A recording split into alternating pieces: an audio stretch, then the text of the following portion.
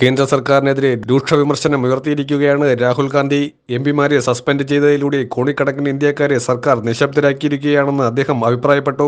പാർലമെന്റിന്റെ ശീതകാല സമ്മേളനത്തിനിടെ പ്രതിപക്ഷ അംഗങ്ങളെ സസ്പെൻഡ് ചെയ്തതിൽ പ്രതിഷേധിച്ച് ഇന്ത്യ സഖ്യത്തിലെ എംപിമാർ ജന്തർ മന്ദറിൽ നടത്തിയ പ്രതിഷേധത്തെ അഭിസംബോധന ചെയ്തുകൊണ്ട് സംസാരിക്കുകയായിരുന്നു അദ്ദേഹം. തങ്ങളുടെ പ്രതിനിധികളെ സഭയിൽ നിന്ന് പുറത്താക്കിയതിലൂടെ കോടിക്കണക്കിന് ഇന്ത്യക്കാരെ കേന്ദ്ര സർക്കാർ നിശബ്ദരാക്കുകയാണ് ചെയ്തതെന്ന് രാഹുൽ ഗാന്ധി പറഞ്ഞു.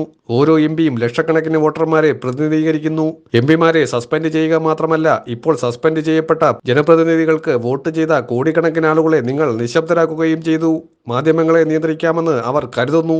രാജ്യത്തിന്റെ സമ്പത്ത് അദാനികൾക്ക് നൽകാമെന്ന് അവർ കരുതുന്നു. എന്നിരുന്നാലും അവർക്ക് ഒരിക്കലും രാജ്യത്തെ യുവാക്കളെ മനസ്സിലാക്കാൻ കഴിയില്ലെന്ന് എനിക്ക് ഉറപ്പുണ്ടെന്നും രാഹുൽ ഗാന്ധി പറഞ്ഞു.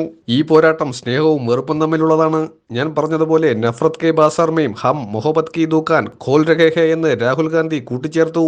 എങ്ങനെയാണ് രണ്ട് യുവാക്കൾ ഗ്യാസ് കാനിസ്റ്ററുമായി പാർലമെന്റിൽ പ്രവേശിക്കാൻ കഴിഞ്ഞത്? അവർക്ക് സുരക്ഷാ പരിശോധന മറികടക്കാൻ സാധിച്ചു. ഈ സാഹചര്യത്തിൽ അവർക്ക് മറ്റെന്തെങ്കിലും അകത്തേക്ക് കൊണ്ടുവരാമായിരുന്നു. അവർക്ക് എങ്ങനെയാണ് ഈ പരിശോധനകൾ മറികടക്കാൻ സാധിച്ചതെന്ന് രാഹുൽ ഗാന്ധി ചോദിച്ചു.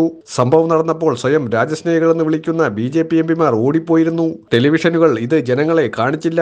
പക്ഷേ ഹൗസിനുള്ളിലായിരുന്ന ഞങ്ങൾ അതിനെ സാക്ഷ്യം വഹിച്ചു. സുരക്ഷാ ലംഘനത്തിനിടെ അവിടെയുണ്ടായിരുന്ന BJP എംപിമാരെ പരിഹസിച്ചുകൊണ്ട് രാഹുൽ ഗാന്ധി കൂട്ടിച്ചേർത്തു. നരേന്ദ്രമോദിയുടെ നേതൃത്വത്തിലുള്ള സർക്കാരുകളുടെ നയങ്ങളാണ് സുരക്ഷാ ലംഘനത്തിന് കാരണമെന്നും രാഹുൽ ഗാന്ധി ആരോപിച്ചു. യുവാക്കൾക്ക് സർക്കാർ തൊഴിൽ നൽകിയിട്ടില്ല, അതുകൊണ്ടാണ് അവർ ചാടിക്കയറി പാർലമെന്റിൽ കയറിയത്. യുവാക്കളുടെ കാര്യത്തിൽ സർക്കാർ തികഞ്ഞ അലംഭാവമാണ് പുലർത്തുന്നതെന്നും രാഹുൽ ഗാന്ധി പറഞ്ഞു.